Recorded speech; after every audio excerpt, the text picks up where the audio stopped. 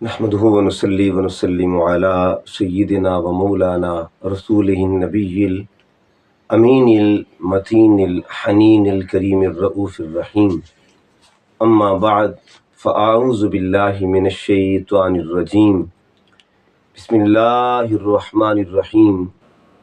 قال الله تبارك وتعالى في كلامه المجيد فلما بلغ معه السعي صدق اللہ مولانا العظیم. ان اللہ وملائکتہ یصلون علی النبی یا ایہا الذین آمنوا صلوا علیہ وسلموا تسلیما. اللہم صل وسلم علی محمد وعلی آل محمد بعدد کل شیء معلوم لک. صلاۃ وسلاما علیک یا سیدی یا رسول اللہ وعلی آلک و اصحابک یا سیدی یا حبیب اللہ. معزز و محتشم سامعین و ناظرین، خطبات جمعۃ المبارک کے حوالہ سے ماہ شوال المکرم کے جمعہ کی گفتگو آپ کی خدمت میں پیش کر رہا ہوں. ہمارا سلسلہ وار جو گفتگو چل رہی تھی جوانی کے حوالے سے، جس میں ہم نے قرآن اور جوانی کی اہمیت پر، اس کے بعد احادیث طیبہ کی روشنی میں جوانی کا تذکرہ کیا. آج کی گفتگو میں اقوال و احوال صالحین کی روشنی میں ہم جوانی کا ذکر کریں گے. اللہ رب العزت نے قرآن مجید میں اپنے محبوبوں کی جوانیوں کا تذکرہ کیا ہے بطور نمونہ. جوانان امت کے لیے، جوانان ملت کے لیے قرآن مجید کو کے اندر ان کا تذکرہ فرمایا تاکہ ہر بندہ پڑھے اور ان کی سیرت کے مطابق اپنی جوانی کو ڈھالے، ان کے نقش قدم پہ چلے، اپنی جوانی میں ان کو اپنا رہبر و رہنما بنائے تاکہ ہماری جوانیوں پر ان کی سیرت کا رنگ غالب ہو، ان کے کردار کا رنگ غالب ہو، ان کے فیوزات کی برکات نصیب ہو. قرآن مجید میں جب جوانی کا ہم ذکر دیکھتے ہیں تو جوانی کی اہمیت اور دوبالا ہو جاتی ہے، جوانی کی عظمت کو چار چاند لگ جاتے ہیں، چونکہ اللہ تعالیٰ نے وہاں جن مقدس جوانیوں کا تذکرہ کیا ہے وہ جوانیاں اللہ کے نبیوں کی ہیں. اور آج کی گفتگو میں ہم جوانی کی اہمیت اقوال اور احوال دونوں چیزیں، یعنی اقوال و احوال صالحین کی روشنی میں دیکھیں گے. یہ جو جوانی کی عمر ہے یہ مرکز امید ہوتی ہے، امیدوں کا مرکز ہوتی ہے. اگر اس کو تین گوشوں میں دیکھیں، خاندان کے گوشے میں دیکھیں، قوم کے گوشے میں دیکھیں یا ملک کے گوشے میں دیکھیں. اگر خاندان کو دیکھیں تو جب بھی کسی کا بیٹا جوان ہو جائے تو امیدوں کا مرکز و محور اس جوان کی ذات بن جاتی ہے. ارمان ہوتے ہیں، خوشیوں کے خواب ہوتے ہیں. جو والدین ہوتے ہیں ان کے ذہن میں ہوتا ہے کہ ہمارے بڑھاپے کا سہارا ہے، یعنی وہ جب جس کو انہوں نے تیار کیا ہوتا ہے وہ پودا جو آہستہ آہستہ بڑھتا ہوا اب درخت کی طرف آ رہا ہے اور درخت بننے جا رہا ہے. اب اس پودے کو جب والدین دیکھتے ہیں تو والدین کے دل میں بڑی خواہشات ہوتی ہیں کہ اب ہمیں اس کی چھاؤں ملے گی. آج تک ہم نے اس کی خدمت کی، ہم نے اس کو پالا، ہم نے اس کو بڑھایا، ہم نے اس کو پانی دیا اپنی محنتوں کا، اپنی مشقتوں کا، اور ہم نے اس پر اپنی زندگی لگا دی. اب وہ جب دیکھتے ہیں کہ یہ بڑا ہو چکا ہے، درخت کی طرف جا رہا ہے بننے کی طرف، تو اب وہ امیدوں کا ایک مرکز ہے. خواب یہ ہوتا ہے کہ اب اس کی چھاؤں میں ہم بیٹھیں گے، ہمیں سکون ملے گا، ہمیں ٹھنڈک ملے گی. ایک نوجوان پر اس طرح خاندان کی امیدیں ہوتی ہیں، اور وہ نوجوان جس کی جوانی اللہ رسول کے رنگ میں ڈھل جائے پھر سونے پہ سہاگا ہوتا ہے. پھر وہی نوجوان نہ صرف والدین کی امیدوں کا مرکز ہوتا ہے بلکہ اللہ تعالیٰ کی محبتوں کو بھی مرکز ہوتا ہے. اللہ کی محبتیں اس پہ نشاور ہوتی ہیں، اللہ اس کو اپنا محبوب بنا لیتا ہے. اسی طرح جب ہم دیکھتے ہیں قوم کو تو قوم کو بھی جوانوں پہ امیدیں ہوتی ہیں. علامہ اقبال رحمۃ اللہ علیہ فرماتے وہی جواں ہے قبیلے کی آنکھ کا تارا، شباب جس کا ہے بے داغ ضرب ہے کاری. جب جوان کسی بھی قوم کا جوان جو ہوتے ہیں وہ ہراول دستہ ہوتے ہیں، کسی قوم کی امیدوں کا مرکز ہوتے ہیں۔ جس قوم میں جوان ہوتے ہیں تو اس قوم کو یہ مان ہوتا ہے ہمارے پاس فولادی طاقت ہے۔ علامہ اقبال نے اس جوان کی جوانی کو فولاد کے ساتھ تشبیہ دی ہے کہ اس کے اندر طاقتیں ہوتی ہیں، اور پھر وہ قوم کا ایک سہارا ہوتے ہیں، قوم کا فخر ہوتے ہیں، قوم کے ماتھے کا وہ جھومر ہوتے ہیں۔ تو وہ قوم، وہ قبیلہ کامیابی کی طرف گامزن ہوتا ہے جن کے پاس جوان ہوتے ہیں۔ اسی طرح جب ملک و ملت کے دفاع کا مسئلہ ہوتا ہے، ملک وطن کے دفاع کا مسئلہ ہوتا ہے، تو وطن کو جوانوں پہ مان ہوتا ہے، وطن کو جوانوں پہ ناز ہوتا ہے۔ سرحدوں پہ دیکھے جوان کام آتے ہیں، پوری دنیا یعنی وطن سو رہا ہوتا ہے، وطن کے جو عباسی ہوتے ہیں مکین ہیں، اپنے گھروں میں آرام کی نیند میں ہوتے ہیں، لیکن بارڈر پر پہرہ داری جوان کر رہے ہوتے ہیں۔ ان جوانوں کی وجہ سے قوم سکون کی نیند سوتی ہے، وطن کے لوگ سکون کی نیند سوتے ہیں، تو پورا وطن اپنے جوانوں پر امیدیں رکھتا ہے۔ تو یہ جو نوجوان ہوتا ہے، یہ جوانی کی جو عمر ہوتی ہے، یہ مرکز اور محور ہوتا ہے امیدوں کا، خاندان کا، قوم کا اور وطن کا۔ اس جوانی کی جب ہم بات کرتے ہیں عربی لغت کی روشنی میں، تو جوانی کے مختلف معانی اور مدارج لغت عربی کے اندر بیان ہوئے ہیں۔ اگر عام جوانی ہو تو اس کو عربی میں شباب کہتے ہیں، یا فتوہ یہ بھی نام دیا جاتا ہے۔ ابھرتی ہوئی جوانی یہ بھی ایک لفظ ہوتا ہے اردو کی لغت کے اندر، لیکن جب ہم اس کو عربی کے رنگ میں دیکھتے ہیں تو شباب غد یعنی ایسی جوانی جو ابھر رہی ہوتی ہے، جو جوانی کی دہلیز پہ قدم رکھ رہا ہوتا ہے انسان، اس کی جوانی کو شباب غد کہتے ہیں۔ بھرپور جوانی یعنی جب جوبن پہ جوانی، یعنی ایسی جوانی جس میں بندہ مکمل طور پہ داخل ہو جاتا ہے، اس جوانی کو عنفوان الشباب کہتے ہیں۔ پھر ایک جوانی کا جوبن ہوتا ہے، جوانی کا کمال ہوتا ہے، عربی میں اس کو زہرت الشباب کہتے ہیں۔ جوانی کا خون کہتے ہیں نا، فلاں بندے میں جوانی کا خون ہے، تو اس کو کہتے ہیں دم الشباب۔ اس طرح جوانی کی مستی، عربی میں اس کو نشوۃ الشباب کہتے ہیں۔ جوانی کا جوش، اس کو عربی میں فورت الشباب یا حماست الشباب کہتے ہیں۔ یعنی دیکھیں لغت عربی بھی جوان کے مراحل کا ذکر کتنی خوبصورتی سے بیان کرتی ہے۔ تو یہ جو ٹاپک ہے یہ ڈسکس ہر کوئی کرتا ہے، یہ عنوان قرآن بھی ہے، عنوان حدیث بھی ہے، پھر عنوان صالحین بھی ہے۔ یہ وہ خاص لمحہ ہوتا ہے انسانی زندگی کا۔ آئیے اب ہم اس زندگی کو اقوال و احوال صالحین کی روشنی میں دیکھیں گے۔ سب سے پہلے ہم صالحین میں ایک صالحہ خاتون، ایک صالحہ بی بی، ایک بہت پاکیزہ خاندان کی خاتون جن کا نام تھا حضرت حفصہ بنت سیرین رضی اللہ تعالی عنہا۔ یہ وہ ہستی ہیں کہ جن کے خاندان پر اللہ نے علم کا نور بانٹا اور علم کے نور کی بارش فرمائی۔ ان کے اگر برادر گرامی کو دیکھیں، امام محمد ابن سیرین، وہ بھی حافظ بھی تھے، عالم بھی تھے، محدث بھی تھے۔ اور یہ جو حضرت حفصہ بنت سیرین ہے، انہوں نے 12 سال کی عمر میں قرآن حفظ کیا، اور پھر 14 سال کی عمر میں انہوں نے علم کی دنیا میں کمال حاصل کرنا شروع کیا۔ عظیم خاتون اور عظیم ہستی تھی۔ بعض خاندان ایسے ہوتے ہیں جن میں اللہ تعالیٰ نور علم کا ایسے بانٹتا ہے کہ بھائی ہو یا بہن ہو، دونوں اس نور کے یعنی حالے میں ہوتے ہیں، اس نور اس روشنی میں ہوتے ہیں۔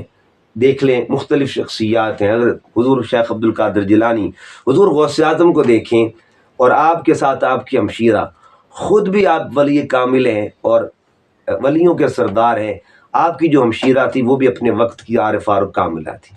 ایک دن حضرت غوث اعظم کی ہمشیرہ جھاڑو دے رہی تھی، تو کچھ لوگوں نے آ کے باہر سے گزارش کی کہ حضور دعا فرمائے، اللہ کی بندی ہیں آپ، اللہ بارش عطا فرما دے، یعنی بارش نہیں ہو رہی۔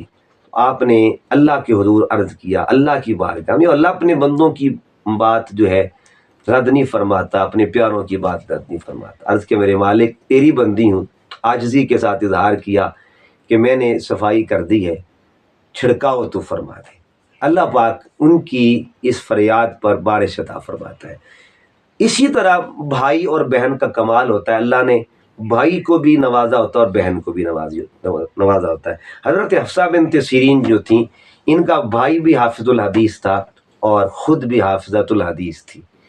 یہ بھی حافظہ یہ تھی، وہ بھی حافظہ، یعنی قرآن کی بھی حافظہ تھی اور حدیث میں بھی ان کو حافظۃ الحدیث کہا جاتا ہے۔ آپ کا بہت خوبصورت قول جوانی کے حوالے سے، آپ کی عمر جب 80 سال ہوئی تو آپ گلی میں محلے میں جب باہر نکلتی تو لوگ آپ کی تکریم کرتے تھے، بڑے بڑے لوگ آپ کو راستے میں آتا ہو دیکھ کے احتراماً تکریماً کھڑے ہو جاتے تھے، آپ کی خدمت میں سلام عرض کرتے تھے۔ یعنی جس طرح پرانے وقتوں کی بات ہوتی ہے نا کہ بیویاں جب باہر نکلتی تھی لاٹھی کے سہارے تو وہ حال چال پوچھا کرتی تھی جوانوں سے، فلاں کا کیا حال ہے، بتاؤ گھر کا کیا حال ہے۔ یعنی ایسا ماحول بھی ملتا تھا، ایسا پیار، ایسی محبتیں کہ ایک دوسرے سے درد بانٹے جاتے تھے۔ تو حضرت حفصہ بنت سیرین جب شام کو باہر نکلتی تو جوان جو تھے راستے میں آپ کو ادباً سلام عرض کرتے تو آپ نوجوانوں کو کھڑے ہو کر تلقین کرتی تھی، تبلیغ کرتی تھی، نصیحت فرماتی تھی۔ اور ایک مشہور جملہ تھا آپ کا، یا معاشر الشباب اعملوا فانما العمل فی الشباب۔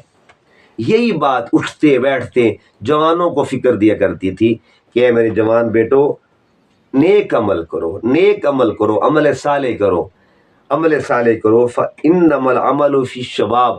فرماتی عمل ہوتا ہی جوانی کا ہے، یعنی عمل کا جو کمال یا عمل کی جو برکات ہوتی ہیں وہ زیادہ اللہ پاک جوانی میں عطا فرماتا ہے۔ پھر حضرت سری سقطی رحمۃ اللہ تعالیٰ علیہ، اللہ کے بہت بڑے ولی، اللہ کے بہت بڑے صالح بندے اور بڑی کامل ہستی کہ جن کو اللہ رب العزت نے معرفت کا بھی نور دیا، علم کا بھی نور دیا، وہ بھی اپنی اقوال میں جب جوانی کا تذکرہ کرتے ہیں، آپ فرماتے تھے اپنے لوگوں کو تبلیغ فرماتے ہیں، نصیحت فرماتے ہیں، انا لکم فی عبرہ، کہ میں تمہارے سامنے عبرت ہوں، میری جوانی گزر چکی ہے۔ یعنی جب بڑھاپے میں داخل ہوئے تو جوانوں کو کہتے کہ تم خیال کرو جوانی کا، انا لکم عبرہ، میں تمہارے لیے سامنے عبرت ہوں۔ یعنی میں اس وقت چاہتا ہوں کہ میں پھر لوٹ کے جاؤں جوانی کی طرف اور جوانی کے سجدے کروں، جوانی کی عبادت کروں، جوانی کی بندگی کروں۔ یعنی مجھے اللہ جوانی عطا کرے، میں اللہ تعالیٰ کی بندگی جوانی میں کے ماحول میں کروں، مجھے لذت آتی ہے جوانی میں جوبن میں اللہ کی بندگی کرنا۔ آپ پھر فرماتے یا معاشر الشباب، وہی آپ کا بھی قول، اے جوانوں اعملوا فانما العمل فی الشبیبہ، فرماتے کہ عمل کیا کرو، نیک صالح عمل کرو، کیونکہ عمل کی اصل جو وقت ہوتا ہے، صحیح جو وقت ہوتا ہے، کمال کا جو وقت ہوتا ہے وہ جوانی ہے۔ جوانی کا جو عمل ہے وہ اللہ کو بہت محبوب ہے۔ اسی طرح امام احمد بن حنبل رحمۃ اللہ تعالیٰ، ان کا بھی وہی معاملہ کہ آپ کا بھی خاندان علمی خاندان تھا، تو آپ کی شخصیت کا عالم یہ تھا کہ آپ جہاں عالم دین تھے وہاں آپ عارف باللہ بھی تھے، وہاں آپ اللہ کے ایک ولی بھی تھے، 10 لاکھ حدیثوں کے حافظ تھے، اتنی کمال کی میموری تھی اور اتنا کمال کا ذہن تھا کہ اس ذہن میں آپ کو اللہ تعالیٰ نے 10 لاکھ حدیثوں کا ذخیرہ اس میں جمع فرمایا تھا۔ تو آپ جوانوں کے بارے میں فرماتے ما شبہت الشباب الا بشیء فی کمی فسقط، فرماتے جوانی کا جو لمحہ ہوتا ہے نا وہ بڑا قیمتی ہے، اس کی حفاظت کرو، اگر وہ گزر جائے نا پھر بندہ پچھتاتا ہے، پھر بندہ پشیمان رہتا ہے، پھر بندہ جو ہے ہاتھ ملتا ہے۔ فرماتے ہیں کہ جوانی کتنی جلدی گزر جاتی ہے، کہتے کہ فی کمی فسقط تھا، جیسے آستین میں کچھ ہوتا ہے نا اور بازو کو حرکت دینے سے وہ چیز گر جاتی ہے، کہتے اتنی جلدی جوانی گزر جاتی ہے۔ اس لیے نوجوانوں کو لمحہ فکریہ دے رہے ہیں کہ جوانوں اس لمحے کو غنیمت جانو، اس لمحے میں اللہ کی بندگی کرو، اس لمحے میں اللہ کو منا لو۔ اسی طرح شیخ سعدی شرازی رحمۃ اللہ تعالیٰ علیہ، یہ وہ شیخ سعدی رحمۃ اللہ علیہ جن کی ایک ربائی بڑی معروف زمانہ اور مشہور زمانہ ہے، در جوانی توبہ کردن شیوائے پیغمبری. آپ بھی اپنی یعنی شاعری کے اندر جوانی کا تذکرہ کرتے ہیں، جوانی کو آپ عنوان بناتے ہیں. فرمایا در جوانی میں توبہ کردن شیوائے پیغمبری. جوانی میں توبہ کرنا یہ پیغمبروں کا شیوا ہے، پیغمبران خدا کی سنت ہے. وقت پیری گرگ ظالم می شود پرہیزگار. کہتے ہیں وقت پیری گرگ ظالم می شود پرہیزگار. جو بڑھاپے کے عالم میں جو درندہ ہے وہ بھی ایک سائڈ پہ لگ جاتا ہے، وہ بھی غار میں چلا جاتا ہے، وہ بھی خلوت نشیں ہو جاتا ہے. کہتے ہیں بڑھاپے میں اللہ کا گھر اس کو سنبھال لینا یا اللہ کے گھر میں بیٹھے رہنا، اس سے بہتر یہ ہے کہ جوانی میں اللہ کی بارگاہ میں توبہ کر لو. دیکھیے بڑھاپا بھی بڑا عظیم وقت ہوتا ہے، لیکن ایک فکر دے رہے ہیں نوجوانوں کو. شیخ سعدی رحمۃ اللہ تعالیٰ علیہ آپ فرماتے ہیں کہ وقت پیری، جب بڑھاپا آتا ہے اس وقت جو ظالم بھیڑیا ہوتا ہے نا وہ بھی نیک اور پارسا ہو جاتا ہے، وہ بھی متقی بن جاتا ہے، وہ بھی شریف بن جاتا ہے. لہٰذا کوشش یہ کی جائے کہ جوانی میں اللہ کے حضور توبہ کی جائے. اس کے بعد ایک بہت بڑی شخصیت تصوف کی دنیا میں حضرت یوسف بن اسبات الشیبانی رحمۃ اللہ تعالی علیہ. آپ کا بڑا پیارا قول بھی اور آپ کا عمل بھی. آپ نے جوانی کی اہمیت کیسے بیان کی؟ جب آپ مسجد میں جاتے، بوڑھے ہو چکے تھے اور بڑھاپے کے عالم میں جب مسجد میں جاتے تو مسجد میں جا کے بیٹھ جاتے. جب بھی کوئی جوان مسجد میں داخل ہوتا، نوجوان مسجد میں داخل ہوتا، آپ اس کو مبارکباد دیتے تھے، آپ اس کی جوانی کو دیکھتے تھے اور آپ کو دیکھ کے مسکراتے تھے. نوجوان آپ کے قریب آتے، عرض کرتے حضور آپ ہمیں دیکھ کے مسکراتے بھی ہیں، ہمیں مبارکباد بھی دیتے ہیں، خیریت تو ہے؟ وجہ کیا ہے، راز کیا ہے؟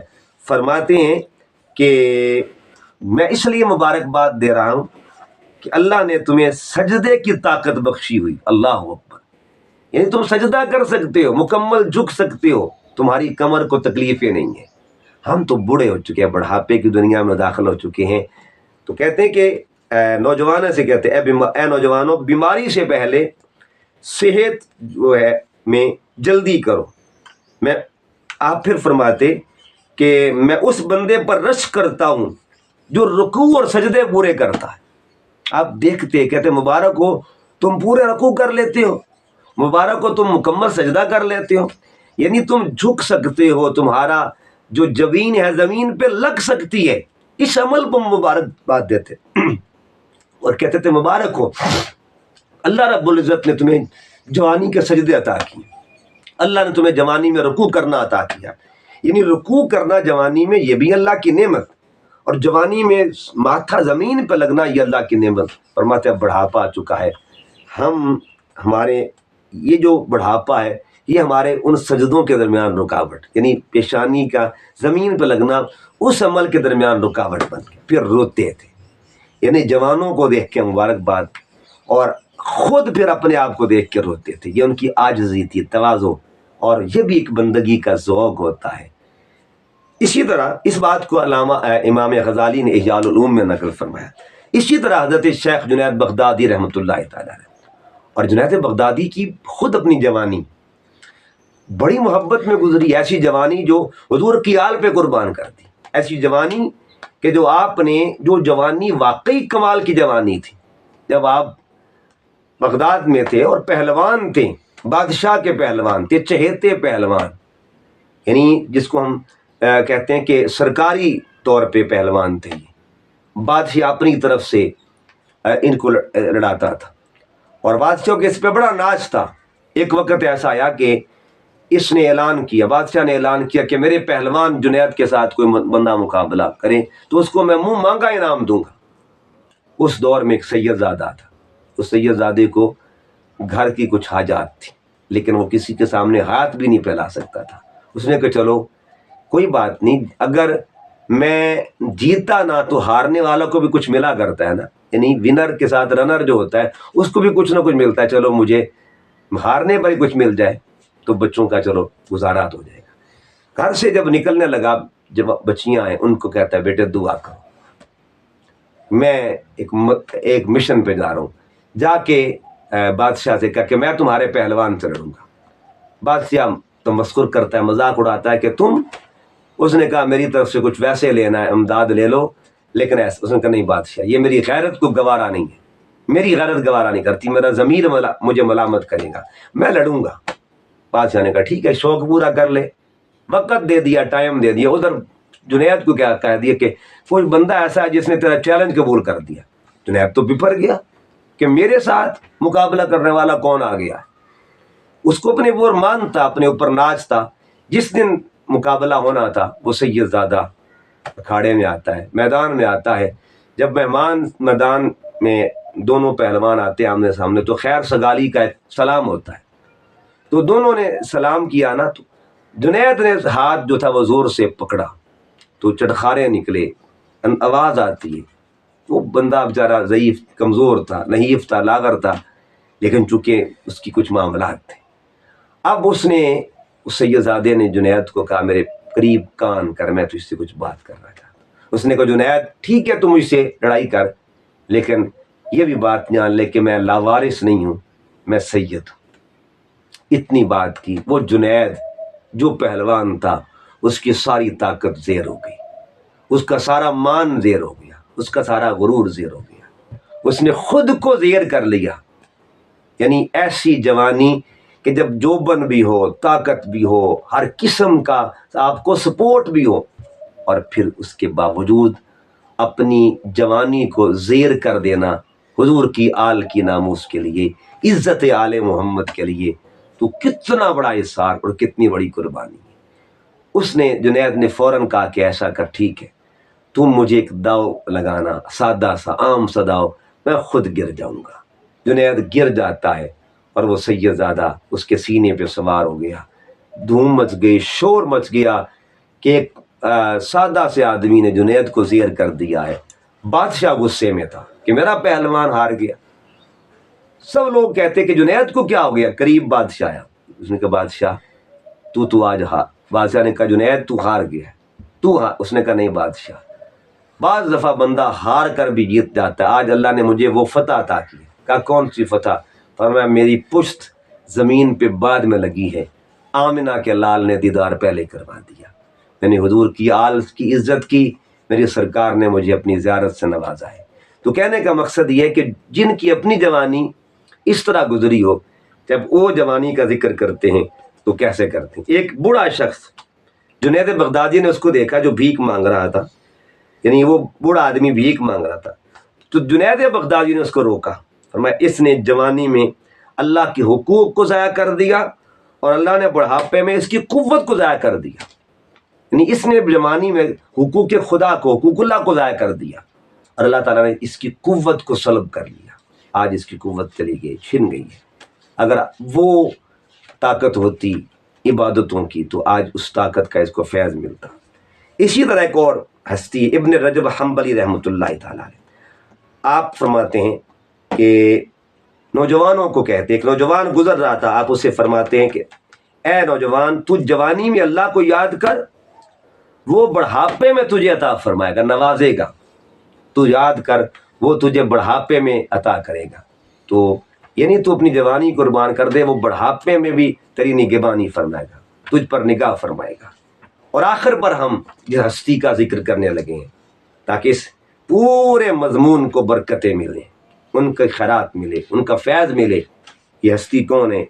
امام جعفر صادق سرکار، آپ شہزادے ہیں امام باقر کے، اور امام باقر شہزادے ہیں امام زین العابدین کے، امام زین العابدین شہزادے امام حسین کے، اور امام حسین شہزادے ہیں سیدہ بطول زہرا سلام اللہ علیہ کے۔